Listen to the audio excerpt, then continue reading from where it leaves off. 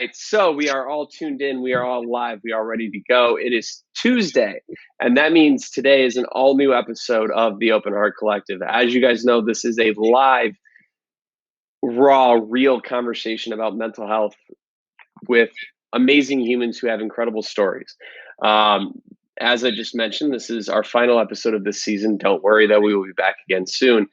Tonight, my guest is an individual who I was made aware that this is his first ever podcast appearance. So I am immensely humbled that he chose me to break out into the podcasting world. As you guys may or may not know, I've grown a pretty good relationship with the organization Wildhood, and today we have Sayed, the founder of Wildhood Clothing, joining us for the Open Heart Collective. So I would give you an amazing introduction, but I'm going to let you introduce yourself to the audience. That being said, tonight in this journey, we're going to cover a couple of things. We're going to hear Syed's story from where he started to where he is now. We're going to also learn about what are some of those obstacles or those dark things he's had to overcome in his own life and what he's done to overcome them. And last but certainly not least, we're going to talk about what's exciting in his world right now. Because in any mental health story, we cannot just focus on the dark or just focus on the negative. We have to shed light on those for those who are coming up behind us, because this is what gives them hope and knowing that it can get better. So, and then it will get better. So that being said, Syed, the stage is yours. Perfect.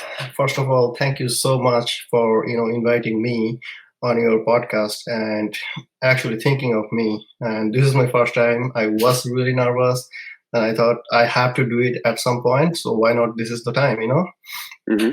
So yeah, for those who don't know me, I think almost no one knows me till this point. So I'm the founder and owner of Wildhood Clothing. I am an immigrant entrepreneur. My name is Abu Saeed. Mostly I go by my last name, and I came from Bangladesh to Canada in 2013. And I started working in a restaurant. I worked there for 3 years, and then actually awarded my permanent residentship. Once I get my residentship, I started chasing my dreams to make a difference through my clothing brand. Awesome.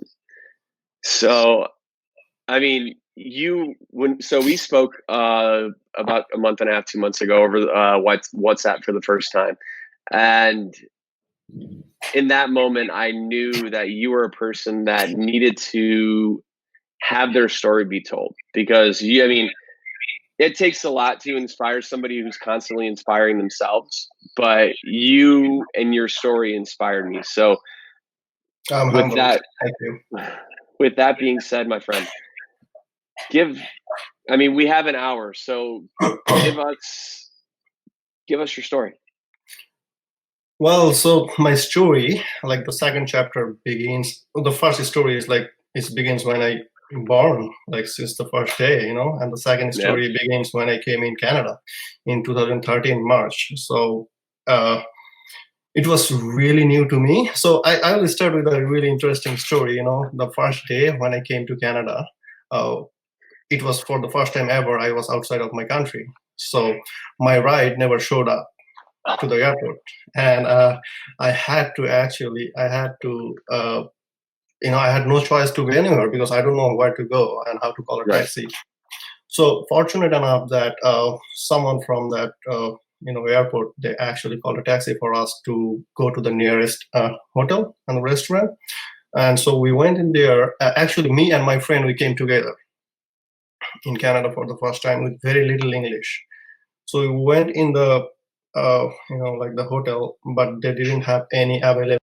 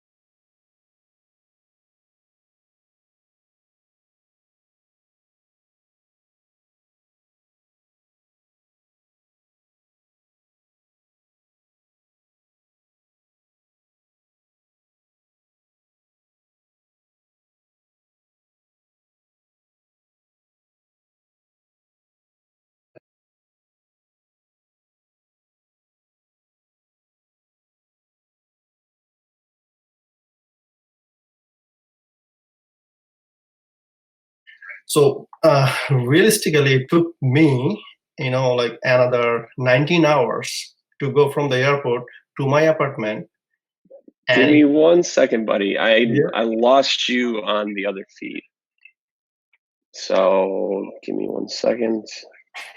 Technology, ladies and gentlemen. Sometimes it works for you, sometimes it doesn't. Let's see. Reload.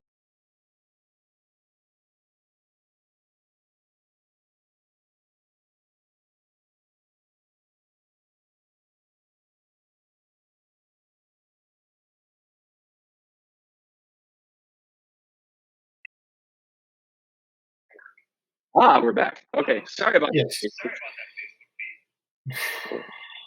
Okay, it's all good. Yeah. Can you hear me now? Good to go. Continue. Perfect. Yeah. So I had to sleep in the airport floor in that day, and the next, the time I made it back to my apartment, it was like 4 p.m. the next day, and I landed at like 1 p.m. Right. But when we went in there, I did not have the key in my apartment. I did not have the key. I did not had like the papers. I didn't sign anything. So we actually waited outside the apartment without knowing anyone, right? So there's a guy who actually saw us waiting outside of a building for like half an hour. So he came down. Right. So he was asking like, are you looking for someone? So he explained the situation, and he said, actually, you need to go to the office to sign the papers before you get the keys to get into the apartment. So he actually helped us. He helped us big time to get us to the office building. So when I went to the office building, I still remember the name of the person. It was like 6 years ago. His name is Justin Kelly. Was out of office. So he was out of office, so we had to wait there for another 2 hours before we signed the papers and came to our apartment.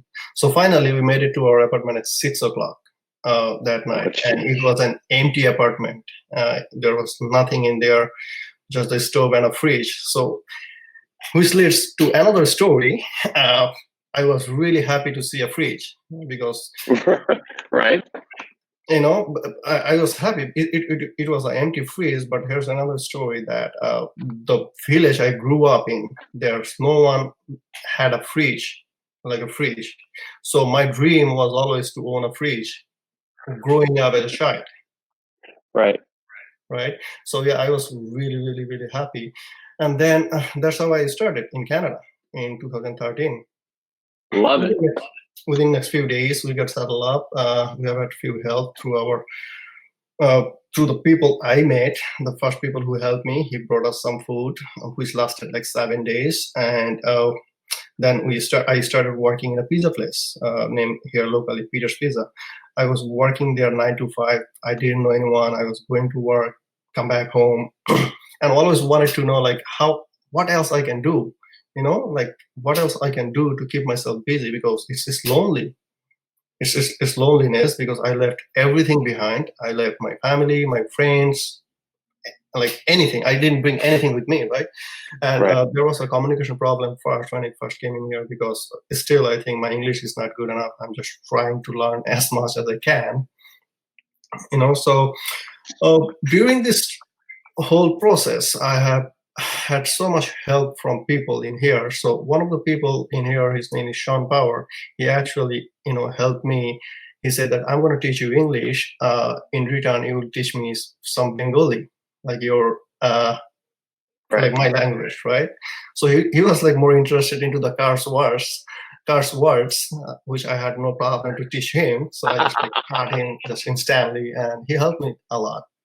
So yeah, as I was working, and I was just looking for options, because I didn't came here to work in a restaurant. I came here to actually look my potential, my opportunities, that what I can do.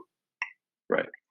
So very soon I actually noticed that there's a big opportunity here in the clothing industry, because the industry was actually like flooded with cheap quality products from China and some other countries in Asia. And I was thinking that I am from Bangladesh, and is the second largest garments exporter country in the world. So maybe I'll be able to do something in here, and it'll be easy for me to outsource those things and find the right team and stuff. That's how it begins. Right. But I did not have the luxury, I would say, or the permission to start a business because I was on a work permit. So I had to wait. Right. So what I did actually in the meantime, I contacted my cousin back home and asked them to send me some stuff, and I sent them the money to test the market. So I actually sent them. They sent me some samples, which I put an ad on Kijiji, like Craigslist, online buy and sell platform, and I used to sell it from my car, the clothes. So what happens when I was working in the kitchen? Give me 1 second, Sayed. Yeah. Your Facebook feed audio is a challenge right now. Okay. Can you maybe unplug your headphones and replug them in?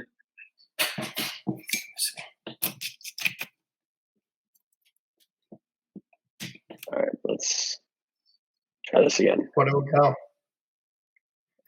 All right, yeah, just keep talking for a second. Okay, yeah. So when I was working in the your restaurant, audio was all sorts of like warbly. Yeah, so maybe turn your volume down. Down. Oh, yeah. Keep. Say something. Yeah, can you hear me? Yeah, I can, but the connection is weak. Give me 1 second. The joys of live video podcasts, everybody. Technology sometimes says, no, you're not going to do this right this second. But let me make sure that we can.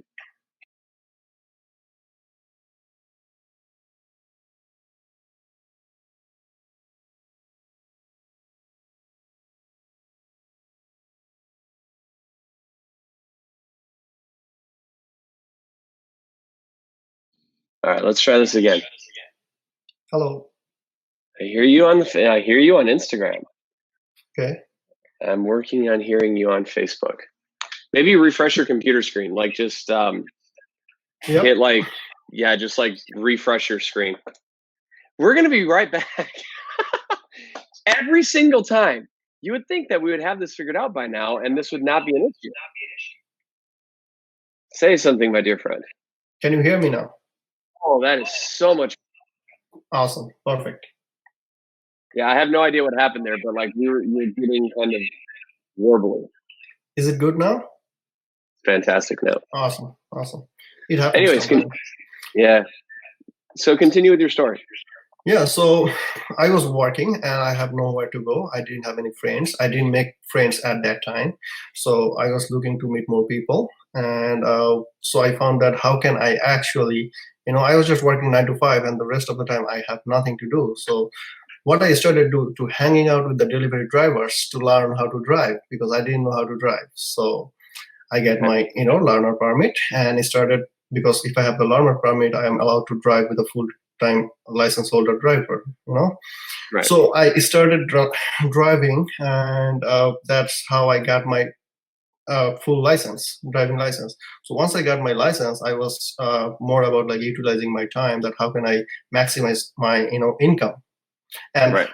And also here's a point that once I came in here through a work permit, I'm just allowed to work to a specific employer. I cannot actually work anywhere else.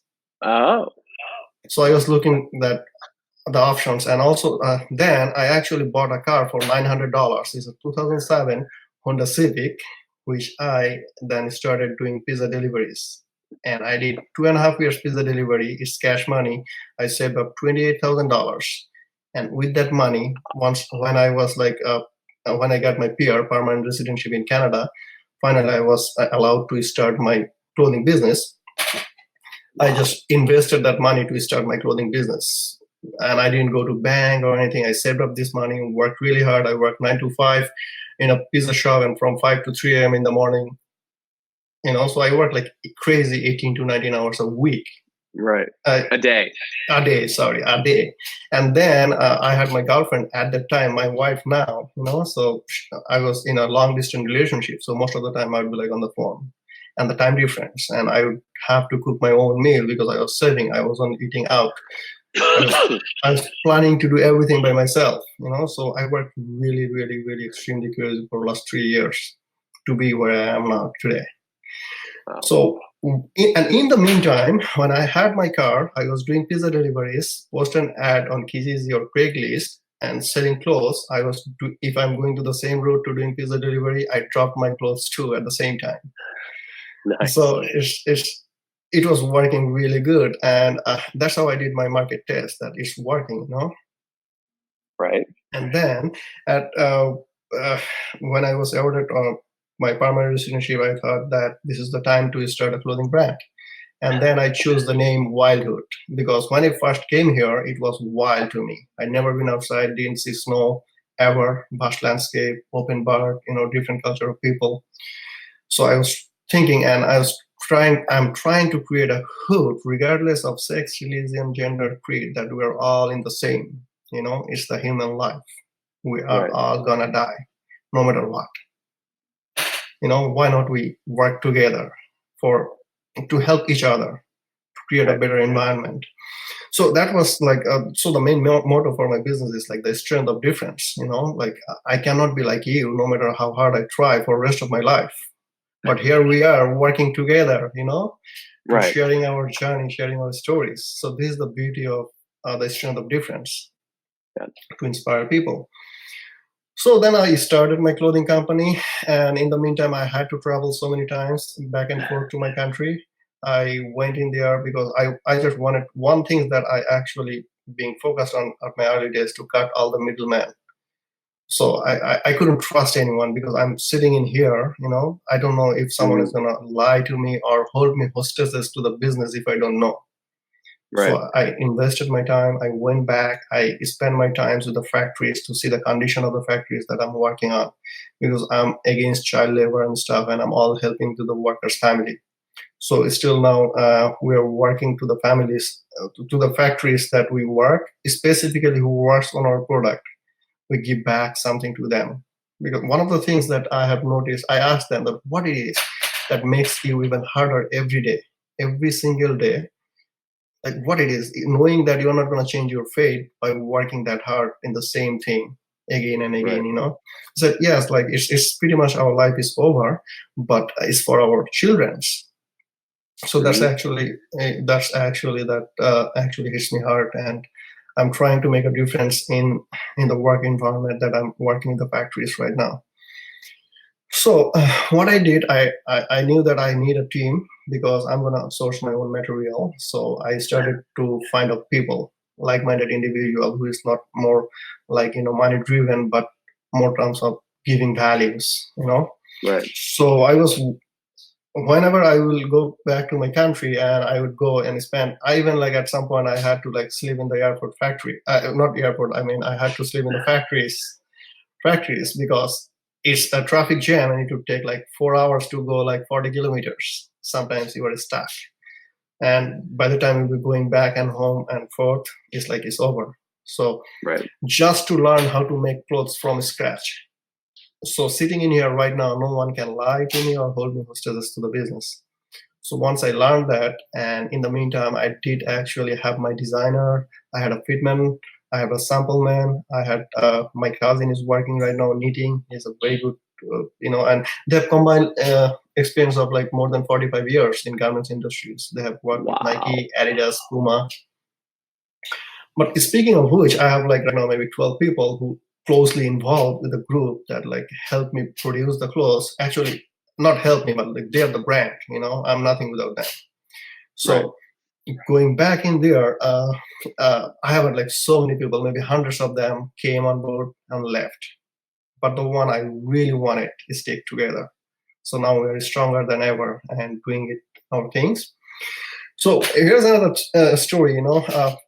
Flying from here to my country is not cheap. It's really, really expensive. It's expensive. And working at a minimum wage job, you cannot actually afford to fly twice a year. I wasn't able to, so I had to look for different opportunities and options. So what I found in there is there's an option like people are crazy about Apple products in Asia. Because most of the countries, like we didn't have an Apple showroom back in days. So what I did actually, I used to buy used laptops in here on Kijiji.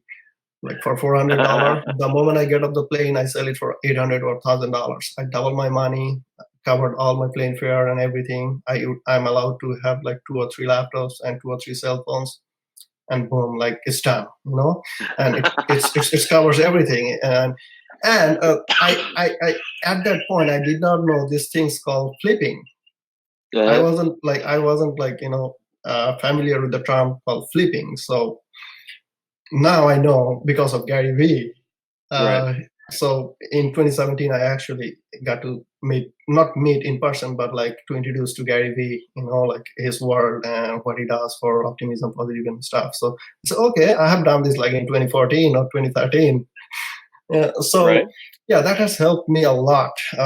I'm just sharing this so someone who is thinking that they don't have the resources, so they can learn something, that it's not about what you have. It's not what you don't have. It's what you're doing with what you have. Right.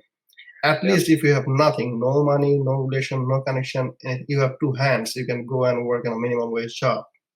Yep. But for me, things was different because where I came from, that part of Asia, I know what real poverty is. Real poverty means like you cannot eat twice a day. You just cannot afford to have food on your table twice a day.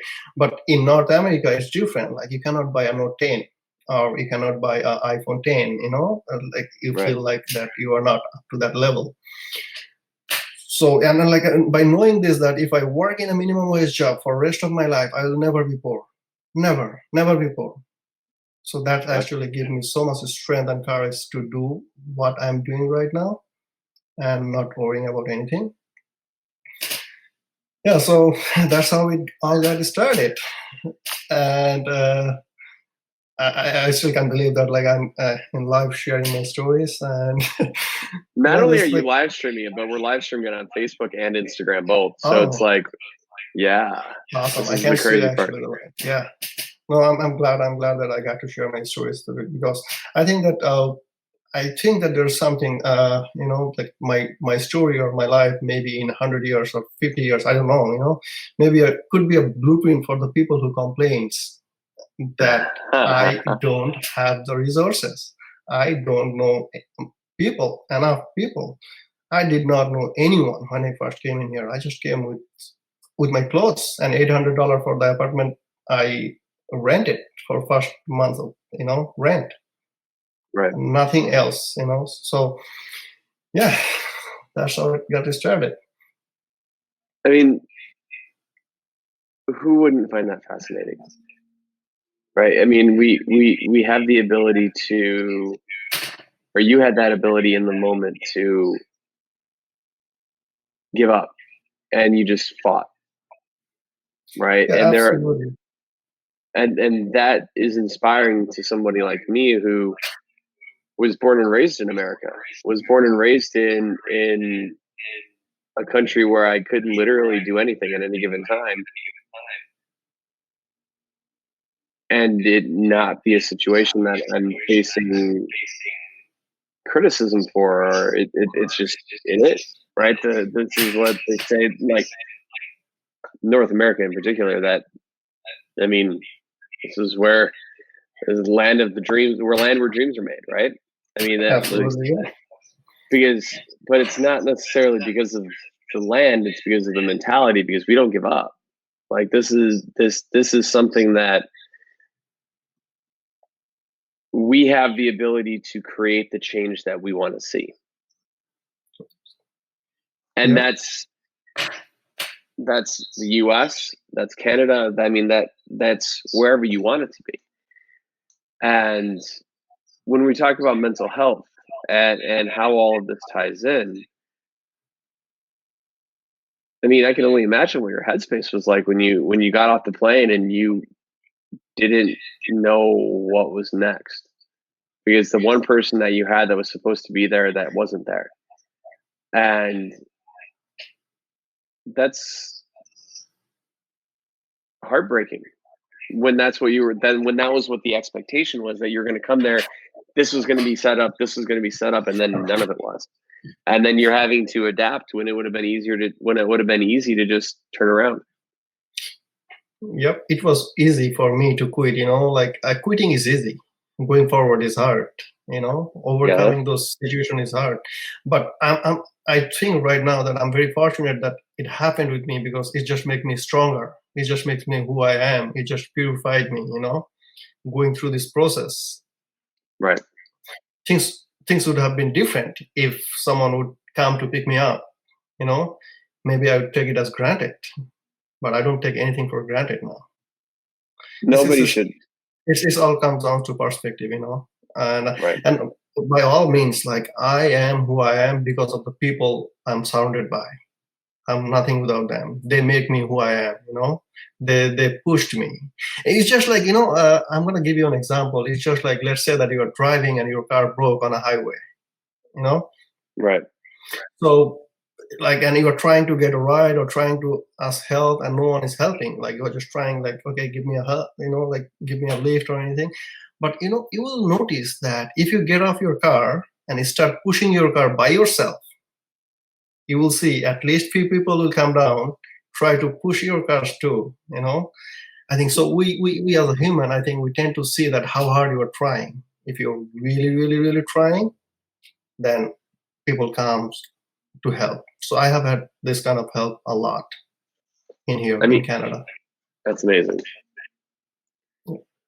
So I know we kind of talked about dark times already, but there had to be specific moments where you're in Canada, you're trying to figure things out. You don't speak the language, but you're learning. What were, outside of the people, what were some of those things that you did inside of your own space to get yourself through or over those obstacles that you faced? So I think I'm really like a mentally strong person as of today. But when I came, I was really weaker. There was a moment like I was like almost crying that why I did this, like what is I'm going through. So here's another story that so I was living with a 2-bedroom apartment. I'm sharing with my friend. 2-bedroom apartment, thing are really going great, earning money, and when I started my business, I left my job. All the money I put in inventory and bring in everything, I did not have any operating capitals. So what I had to do to store my products in my basement, not basement, like in my bedroom. So I had to collapse my bed. I'm 5'10", close to 5'10", and I was sleeping in 5 feet space for like almost 4 to 6 months. Wow. Just like this tiny space. And and then like there was a time that I was, man, like why I'm doing this, and looking like every single one is going out for vacation, going out like for a night out, hanging out with friends,